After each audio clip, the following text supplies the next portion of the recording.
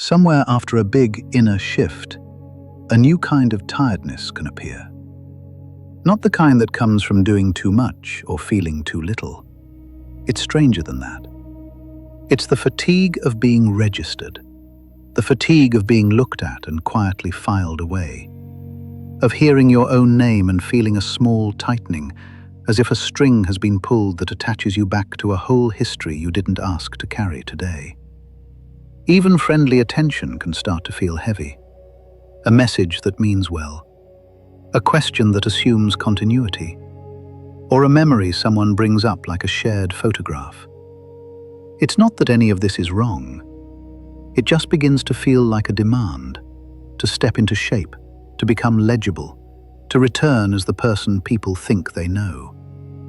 And the exhaustion isn't only social, it's internal too. Because once the mind has seen the machinery of identity, it can't unsee it. Every introduction, every preference, every "this is me" starts to feel like labor. What's unsettling is how clean the fantasy becomes. No explanation, no recognizable outline, no story attached. Not as an escape from life, but as a wish to exist without being pinned down by it. A wish to move through the day without leaving a trail of meaning behind you that someone else will follow back to your door. Some people call this wanting anonymity. But it's not just privacy. It's relief from self-reference itself. If you've been through what many describe as ego death, whether through meditation, crisis, psychedelics, or a slow, relentless clarity, this fatigue can arrive as an aftershock. Ego death is often talked about like a liberation, and sometimes it is. But it can also reveal something that's hard to live with. How much energy the psyche spends maintaining a person. How much subtle effort goes into being coherent, consistent, and recognizable, especially when the old belief in that coherence has cracked. Before, identity worked like a protective shell. Not because it was false in a simple way, but because it gave structure. It gave a center of gravity. It allowed you to move through the world without constantly feeling the raw openness of experience. After the shell breaks, awareness can feel exposed. It's like standing outside in weather you didn't notice before. The same day is happening, the same streets, the same conversations, but now you can feel how much of being someone is performance, and how much of it is negotiated with other people's expectations. This is where Carl Jung becomes useful, not as a badge of authority, but as someone who understood that the mind doesn't only have thoughts, it has costumes.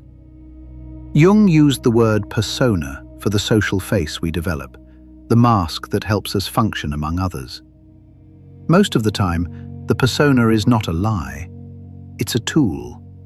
It lets you be a friend, a student, a worker, a partner. It gives you a role so you don't have to improvise your entire existence from scratch every morning. But Jung also warned, gently and repeatedly, that the persona can become a prison when it is mistaken for the whole self. And that's what an ego death experience tends to expose. It shows the mask as a mask. It reveals the difference between what you are in your depths and what you have learned to present. The moment that difference becomes visible, the persona can start to feel unbearable. Not because it was evil, but because it suddenly feels like a constant translation. Experience happens in one language, and then you must translate it into a stable character that others can recognize. And recognition has a cost. To be recognized is to be interpreted. To be remembered is to be held in someone else's version of your story. To be labeled is to have your complexity reduced into something carryable. Even when people are kind, they still do this. They have to. It's how human minds work. They compress what they can't hold.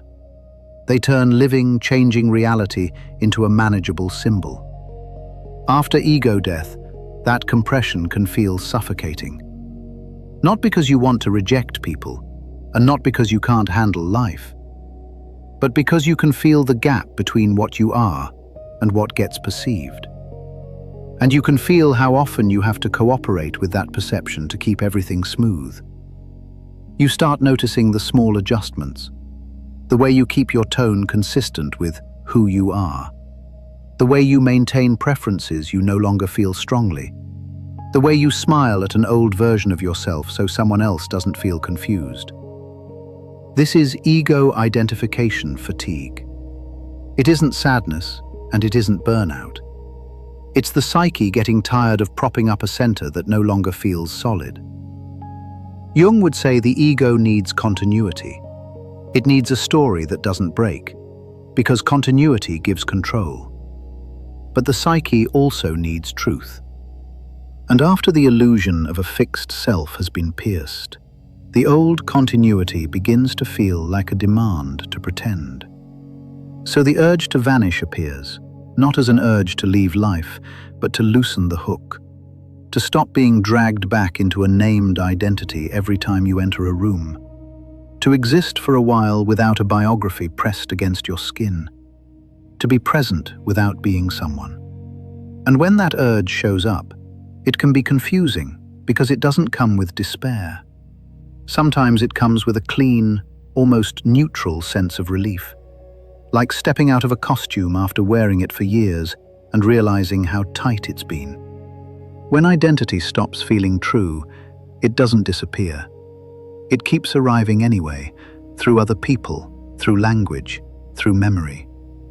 The name still works. The face still gets recognized. The past still gets referenced. And that's part of what makes this phase so draining. The psyche has already stepped out of full belief, but life keeps handing the mask back, as if nothing changed. This is why vanishing can start to look like relief. Not the relief of being left alone, and not the relief of rest. More like the relief of not being assembled. Because so much of everyday existence is an assembly process. A person meets you, and immediately the mind forms a shape. They recall your patterns, they attach expectations, they anticipate your reactions. Even when it's affectionate, it still creates a frame, and after ego death, frames can feel like weight. Jung's idea of the persona helps here again. The persona isn't only a social mask, it's also a structure that keeps your inner life from spilling everywhere. It edits you. It selects what is shareable. It gives you a consistent angle so other people can relate to you without having to meet the full mystery of your inner world each time. Most of the time, that's not a problem. It's necessary. The problem begins when you can feel the editing happening moment by moment. When you can feel yourself choosing what to reveal, shaping your voice, maintaining continuity, smoothing contradictions, not out of deception, but out of a basic agreement with the world. I will be interpretable. After ego death, that agreement can start to feel expensive, because the psyche has tasted something less defined, something that doesn't need to be consistent to be real, and now the demand for consistency can feel like a narrowing. You may notice this in small moments. Someone asks how you've been, and the question doesn't land as a request for information. It lands as a request for a narrative, a beginning, middle, and end, a stable protagonist. Or someone says, "That's so you," and instead of feeling seen, you feel pinned.